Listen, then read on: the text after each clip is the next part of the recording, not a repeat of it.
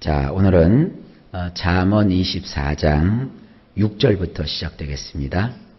6절 말씀을 보면 너는 전략으로 싸우라. 승리는 지략이 많음에 있느니라. 원문으로 보면 이렇습니다. 정녕 전쟁을 하려면 너를 위하여 현명한 지휘자들을 두어야 하느니라. 승리를 하려면 지략가들이 많아야 하느니라. 다시 한번 제가 얘기하지만 이 잠언은 왕인 아버지가 왕이 될 자기 자식에게 이렇게 교훈하는 형식으로 되어 있어요. 왕이 되면 전쟁을 치러야 되잖아요. 전쟁을 치르려면 어떻게 해야 되느냐. 지금 아버지가 자식에게 알려주고 있는 거예요. 무엇보다도 전쟁을 치르려면 현명한 지휘자들이 있어야 된다. 무기도 좋아야 되지만 무기보다 더 중요한 것은 사람입니다. 전쟁은 무기 갖고 하는 게 아니라 사람 갖고 하는 거거든요. 그래서 지휘관들을 아주 명철한 지휘관들을 너는 두어야 된다. 한 명이 아니라 여러 명을 두어야 된다. 승리를 하려면 지략가들이 많아야 하느니라. 이 지략가라고 하는 것은 계획을 세울 줄 아는 사람, 또 뭔가를 이렇게 기획을 하고 또 작전을 세워서 그것을 수행할 수 있는 능력이 있는 사람, 이런 사람들을 통틀어 지략가라고 하는 겁니다. 이것이 우리 인생 가운데도 마찬가지입니다. 자, 어떤 사람이 인생의 전쟁을 치르게 돼요. 어떤 분은 그러죠. 며칠 전에 제가 방송에서 보니까 한 분이 미국에서 이민하면서 크게 사업에 성공을 했는데 그런 30년 동안 60번의 전쟁을 치루었대요. 그러니까 경쟁을 했다는 것이죠. 아주 중요한 일을 앞두고 그가 60번의 그런 그 전투를 치루었는데 그때마다 그가 이겼다는 거예요. 그래서 그 모든 60번의 그 도전을 이겼더니 자기가 큰 부자가 되었노라고 얘기를 하는 걸 들을 수 있었어요. 인생을 살다 보면 자기 앞에 문제가 닥쳐요. 어려움이 이렇게 와요. 패배자들은 그 어려움 앞에서 다 포기해버려요. 신앙도 내동댕이 쳐버려요. 하나님이 어디 계시냐. 신앙의 그 중요한 가치들이 뭡니까? 하나님을 향한 믿음, 그리고 그것을 이루어달라고 하는 기도, 그리고 그것이 이루어질 때까지 참고 견디는 인내, 그럼에도 불구하고 그 일을 위해서 매진하는 도전, 이 얼마나 소중한 신앙의 가치들입니까? 근데 문제 앞에서 사람들이 이걸 다 버려요. 믿음 던져버리고 기도 그쳐버리고 그리고 참지 못하고 도전하지 않으면 도대체 어디에서 그가 승리할 수 있겠어요? 문제가 있을 때 어떤 사람은 교회를 멀리하는 사람이 있어요. 근데 어떤 사람은 문제가 있을 때 하나님을 더 가까이 하는 사람이 있어요.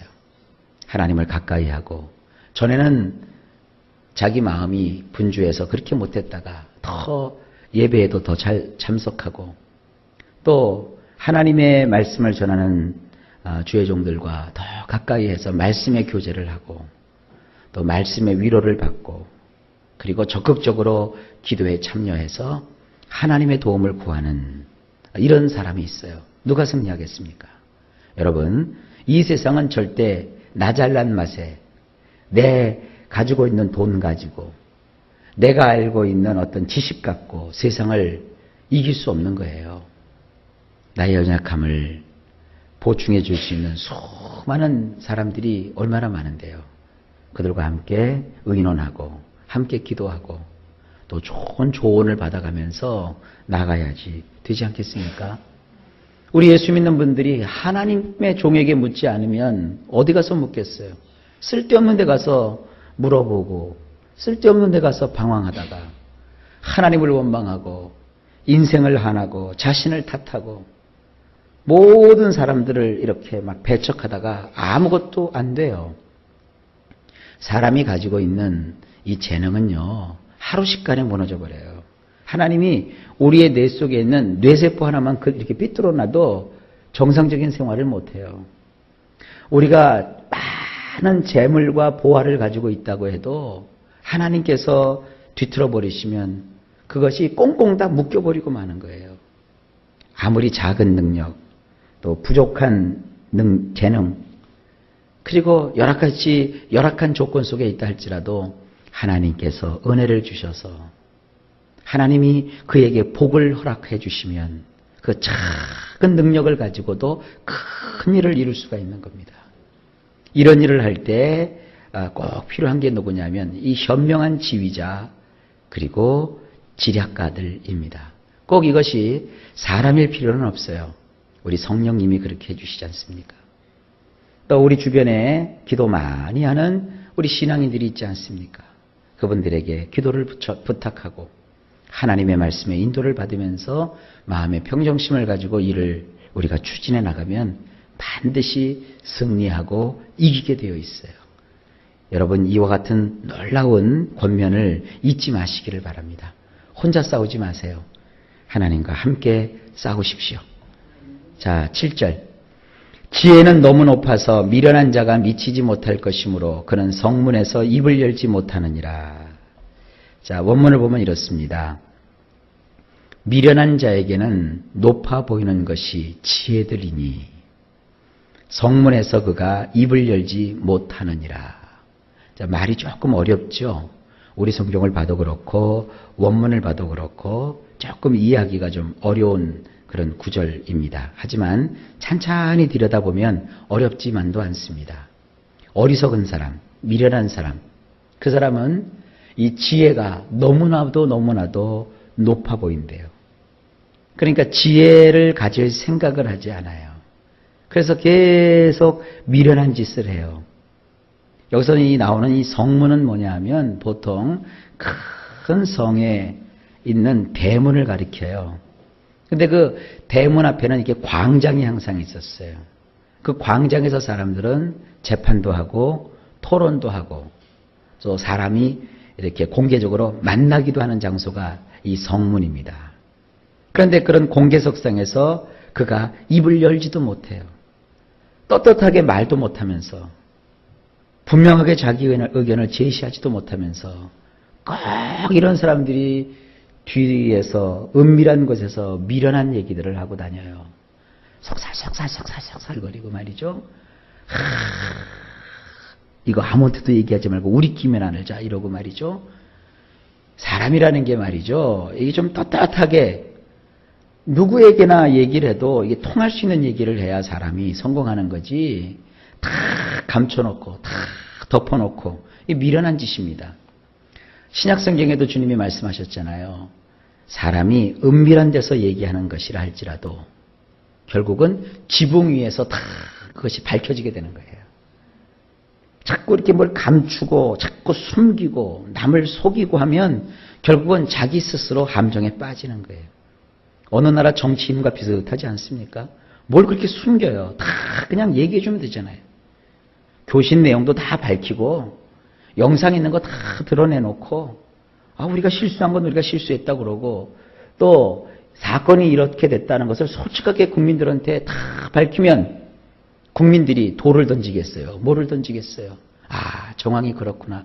정말 진실하게 얘기를 해줬으니 우리가 이것을 잘 어떻게 지혜롭게 이거를 감당을 해야 되겠구나. 이게 국민들이라고요. 근데 국민들한테 자꾸 속이고 감추어 놓고 자기들끼리만 술술술술 하니까 의혹이 증폭이 되고 이런 거예요. 교회도 마찬가지고 개인도 마찬가지예요. 때로는 우리가 알게 해서는 안 될 비밀이라는 것도 있어요. 그러나 보면 비밀이라는 게 어디 있습니까? 다 드러나죠. 그러니까 사람이 미련한 사람들은 지혜의 길을 따르지 않고 자꾸 숨기고 감추고 이러면 되는 줄 아는데 아닙니다. 세상에서는 그래서 되는 것이 아닙니다. 여러분 가정생활을 하는데 예를 들어서 남편이 아내에게 뭔가 이렇게 계속 감추었다고 해봅시다. 그게 안 드러나요? 다 드러나요. 나중에 그것이 뒤늦게 밝혀졌어요. 그러면 그 아내가 얼마나 서운하겠어요. 안 그러겠습니까? 아예 때를 봐서 적당할 때가 되면 그를 다 솔직하게 고백을 하고 용서를 구하고 방법을 강구해야 뭐가 일이 풀리죠. 여자가 알아서 뭐 하느냐고 하고 말이죠. 당신은 저리 비켜가 있으라고 하고 그래 놓고 나서 일이 이제 다 바그러지면, 이거 아내들이 이거 수습하느라고 뛰어다니다 보면 부부의가 다 가버리고, 이거 뭐 이것도 아니고 저것도 아니고 다 망쳐버린다고요. 그렇게 하지 말고 항상 이 지혜를 구해서, 물론 아무 때나 아무 얘기를 하는 것은 지혜가 아니죠. 합당한 때 합당한 얘기를 하는 것도 지혜죠. 그러니까 지혜가 미련한 사람에게는 한없이 멀어 보이지만 하나님을 의지해서 이 지혜를 강구하는 자는 이 지혜가 사실은 멀리 있지 않습니다. 그러니까 성문에서도 입을 열지 못하는, 공개석상에서 밝히지도 못할 그런 일들을 자꾸 도모하면 안 돼요. 누가 보더라도 누가 듣더라도 다 밝혀질 일인데 그걸 막 억지로 감추고 숨긴다고 해서 그거 되는 거 아닙니다. 그건 미련한 짓입니다.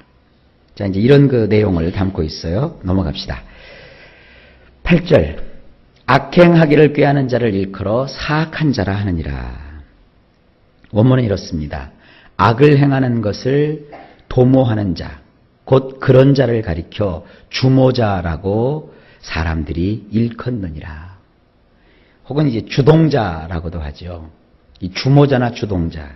꼭 어느 단체나 또 사람들을 사는 사회에는 꼭 이런 주모자나 주동자가 있어요. 그래서 사람이 좀 이 선한 일을 도모하고 선한 일을 하면 좋은데, 이 선한 일은 사람들을 다 참여시키잖아요. 그죠? 그런데 꼭 악을 행하는 사람, 이 악한 것을 막 은밀하게 막 도모하는 사람, 이런 사람을 주모자 혹은 주동자라고 하는 거예요. 그래서 사람들을 막 포섭을 하고 사람들을 막 모으고 사람들을 막 충동질을 시키고 말이죠. 뭐가 거기에 대단한 것이 있는 것처럼 해서 사람들을 혹하게 해요. 이것이 뭐냐 하면 미련한 짓이에요. 그러니까 왕이 되는 아들에게 아버지가 가르치는 거예요. 너 나라를 다스리는데 이 주모자들이라는 게 있어. 이 주동자, 주모자만 싹 잡아버리면 다른 사람들은 평탄해져요. 교회도 그렇고 사회도 그렇고 이렇게 막 괜히 이상한 그 혼란스러운 분위기가 있죠. 괜히 그냥 뭔가 이렇게 깨름직한 그런 분위기가 이렇게 연출되는 데는 거기 반드시 주모자가 있어요. 그 주모자를 탁 끄집어내면 다시 조용해져요. 그리고 주모자가 막 흐트러놓은 그 물이 한참 가요. 왜 미꾸라지 한 마리가 그냥 온 개천을 뿌옇게 해버리잖아요. 그렇다고 해서 개천이 다 뒤집어지는 거 아니에요. 그 미꾸라지만 잡아내면 조금 지나면 다시 싹 가라앉아요. 그러니까 우리 인생에 이런 것을 잘 파악을 할 수 있길 바랍니다. 세상이 혼란하다고 해서 다 혼란해지는 게 아니에요. 한두 명만 잡으면 돼요. 한두 명만. 한두 명 꼭 악을 행하는 그런 사람만 색출해내면 나머지는 다 조용하게 되어 있어요. 그 역사학자 토인비라는 사람은요. 인간의 역사는 소수의 선구자가 인도한다. 그렇게 얘기를 했어요. 그러니까 전체 국민의 무슨 여론이에요. 한두 명이 그런 것을 막 조장하는 거예요. 그 악의 요소를 딱 하나만 잡아내도 평탄해지는 거예요. 이건 나라를 다스리는 사람들에게 꼭 필요한 것이고 또 단체를 운영하는 사람도 꼭 필요합니다. 여기 이제 회사 다니시는 분도 계시지만 사람을 관리하다 보면 꼭 그런 그 주동자나 주모자들이 있어요. 그 사람들을 색출해내든지 아니면 친구가 되든지 그 사람들을 움직이는 그 사람만 딱 잡으면 일은 다 마무리되는 거예요. 그러니까 소수입니다. 소수. 자, 그 다음 9절. 미련한 자의 생각은 죄요 거만한 자는 사람에게 미움을 받느니라. 원문은 이렇습니다. 어리석은 자가 꾀를 내봤자 고작해야 죄이며 냉소적인 사람은 사람에게 지겨움을 줄 뿐이니라. 어리석은 사람이 아주 꾀를 내봤자 고작 죄밖에 짓는 것이 없어요. 그러니까 어리석은 사람들은 뭐 똑똑해도 소용없어요. 그 좋은 머리 가지고 있으면서도 어리석은 자가 되면 죄 짓는 생각만 한다니까요.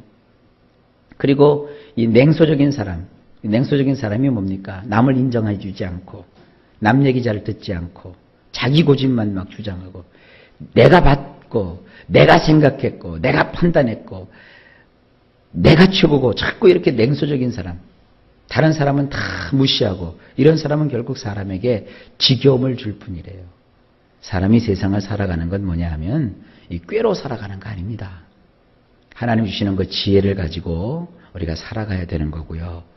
그리고 사람이 좀 후덕해야 돼요. 목사님, 나는 성격이 좀 차가워요. 그거 고치세요. 그 차가운 성격은 자랑할 것도 아니고 고집할 것도 아닙니다. 나는 사람과 잘 어울리지 못해요. 그거 고치세요. 그건 좋은 것이 아닙니다.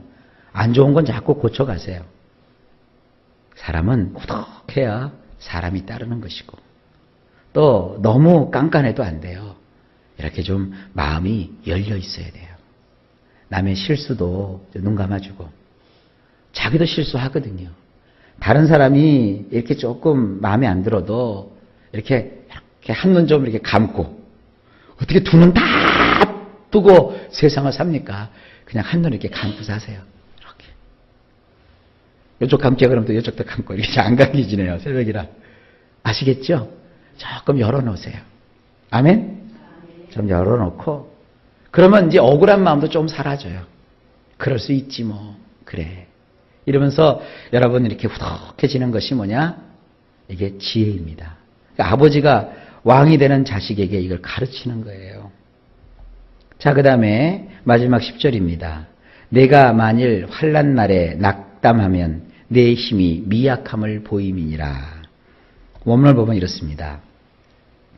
역경의 날에 내가 착 깔아져 버리면 그나마 내 가진 힘조차 위축될 뿐이니라. 이 역경의 날이 있죠. 고통하는 날이 있지 않습니까? 힘들고 외롭고 고독하고 아주 고통스러운 그런 날을 우리가 만나지 않습니까? 인생을 살다 보면. 그럴 때 여러분 어떡하십니까? 오늘 이 성경은 그렇게 얘기합니다. 그럴 때 만약에 네가 착 깔아져 버리면, 그런 것 때문에 용기를 잃고 마음을 다 던져버리고 콕 하고 깔아져 버리면 누가 도와줍니까? 아니요. 그나마 내 가진 힘조차 위축될 뿐이래요. 깔아지지 마세요. 그 가지고 있던 조그만 힘마저 완전히 소진돼 버리는 거예요. 그럼 어떻게 일어납니까? 역경의 날이 오면, 역경아 왔느냐? 내가 너를 대항하여 싸우고 이기겠노라. 이렇게는 못할 망정 깔아질 필요는 없지 않습니까? 다시 힘을 내서 밥도 먹고, 그 머리에다가 맨날 그 뭐 이상한 거 질끈 동여매고 어이구 내 신세 어이구 내 신세 하면 안 돼요. 그 가족 다 망치는 일이에요. 그런 거 하지 마세요. 교회 나와서 이루어 주실 때까지 금식이라도 하든지, 또 힘 없는데 또 금식하면 또 그렇죠. 하여간 매달려 간구를 하든지 하나님께서 주시는 그 힘을 구해보세요. 그러면 이길 수 있어요. 사람이 사는 세상에서 벌어진 일인데 그거 낙심한다고 해서 누가 도와주는 거 아닙니다. 약호 죽어갖고 아이고 내 팔자야 그런다고 누가 여러분들 도와주는 거 아닙니다. 오히려 힘을 가지고 당당해져야 저 사람 뭐가 할 수 있다. 사람이 얕잡아 보지 못하는 거예요. 그에게 사람들이 도와주고 다시 힘을 주는 거예요. 여러분 힘을 내세요. 주눅 들지 마세요. 가지고 돈이야 다시 벌면 되는 거고, 사람이야 다시 만나면 되는 거고, 인생이야 다시 펼치면 되는 거 아닙니까? 뭐가 문제예요? 나이 거꾸로 잡수시면 되는 거고, 뭐 가지건 못할 게 어디 있어요? 힘을 내세요. 위축되지 마세요. 착 깔아지지 마세요. 역경이 올수록 더 하나님께 달라붙으세요. 화장품도 다 꺼내갖고 또 화장도 하고 옷도 더 입어보고, 아멘. 돈 없어서 좋은 음식은 못 먹어도 좋은 식당 가서 건의로도 보고 막까지건 이쑤시개 하나 가져가서 밥 먹은 척하고 나오면 될 거 아니에요. 힘을 내세요. 역경의 날에 우리가 주눅들 이유가 하나도 없는 거예요. 하나님을 의지하십시오. 이게 지혜입니다.